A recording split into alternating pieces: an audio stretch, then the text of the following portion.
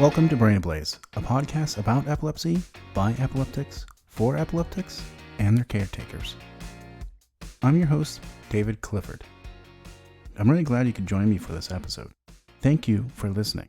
In this episode, we will cover status epilepticus, an emergency situation that can affect anyone having a generalized tonic seizure. If you're new to the Brain Ablaze Epilepsy Podcast, I just want to remind you that I'm not a medical expert. I'm just some guy that has dealt with the ins and outs of uncontrollable seizures for more than a quarter century. My hope is that this podcast can provide insights that listeners just cannot get through existing support structures. Status epilepticus, or SE, is rare. It occurs when a single seizure lasts more than 5 minutes, or if a person has more than one seizure within a 5-minute period without returning to normal level of consciousness. It can cause permanent brain damage or even death. Essentially, the seizure becomes self-sustaining and requires emergency interaction to stop it. It is estimated that 150,000 cases of status epilepticus occur annually in the United States, with 55,000 associated deaths. So, status epilepticus is definitely a scary situation. My wife Svedla and I have been married for 22 years come this July. I met her when I was just 19 years old. In the early days, she was one of the few people with whom I confided that I had epilepsy. She has definitely seen the best and worst of me. In an episode entitled Our Host, I described a status epilepticus event I had in 2015 like this. When a seizure lasts more than 5 minutes, like in status epilepticus, there's a good chance that you're not going to actually come out of the seizure unless you get medical help. And this is what happened with me. When she heard the description of the event, she was disappointed. She immediately complained that I was doing all of you a disservice by not giving status epilepticus the priority it deserved.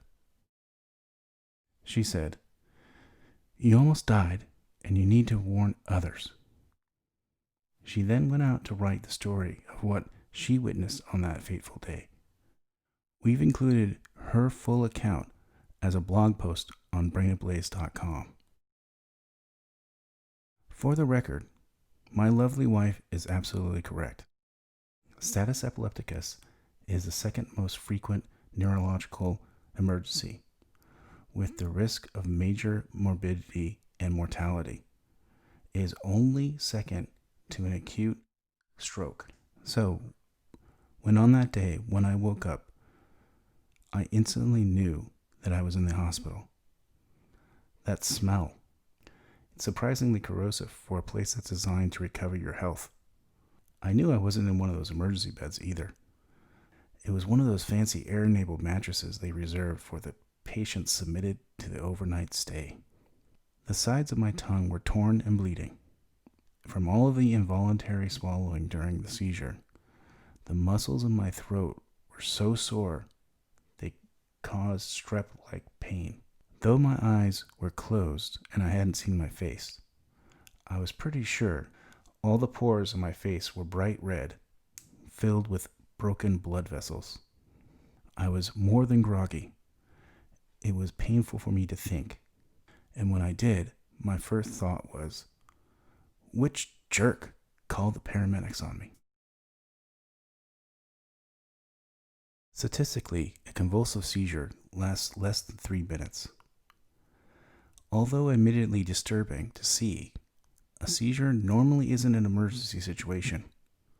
Seizures really only require speedy drive to the emergency room if the seizure lasts more than 5 minutes, or the person has 2 seizures in a 5-minute period without recovering consciousness.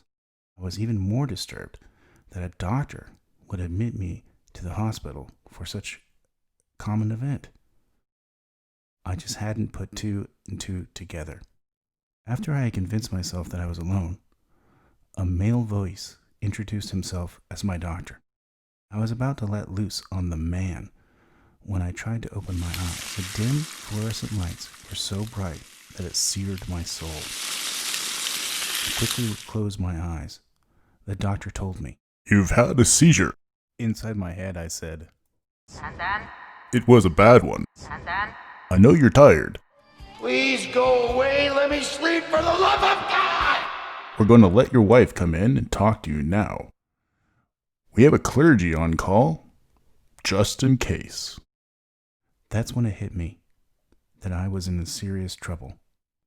The doctor said nothing about SE. I suddenly realized what had happened. Without the doctor telling me, I knew that status epilepticus had an estimated mortality rate as high as 20%. I quickly fell asleep and was awoken by my wife's voice asking me if I was okay. I opened my eyes, and there was a female doctor with my wife. And she immediately said, "Hello again, Mr. Clifford." It was awkward. It was obvious I didn't recognize the woman. She introduced herself and asked, "You don't remember me talking to you earlier?" Now, I distinctly remember hearing a man's voice. I mean, you heard it too, right? It was another gigantic red flag that showed this event had done some real damage to the old noggin. I answered, Oh yeah, of course. I couldn't recognize you because my eyes were closed. A few hours after being released from the hospital, I noticed the next red flag. Like everyone else out there, I listen to podcasts. And by the way, we at the Brain Ablaze Epilepsy Podcast really do thank you for your support. Well, listening one day, I realized I couldn't keep track of who was talking.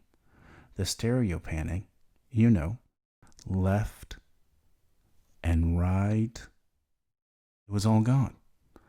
It felt like I was listening to audio recording in mono. Even now, if I'm in a conference room filled of people, I really can't depend on my brain to tell me who is speaking. As each person speaks, I have to constantly be swiveling like a spectator at a tennis match to determine the source. The moral of the story is that status epilepticus, though rare, is extremely dangerous. And believe me, you don't want to go through an SE event. So please take every measure to stay safe. Thanks again for tuning to Brain Ablaze. Please don't forget to follow the show on Twitter at Brain Ablaze. And if you like today's episode, please help us by giving a 5-star rating at Apple Podcasts or wherever you download your content. One small click really does help.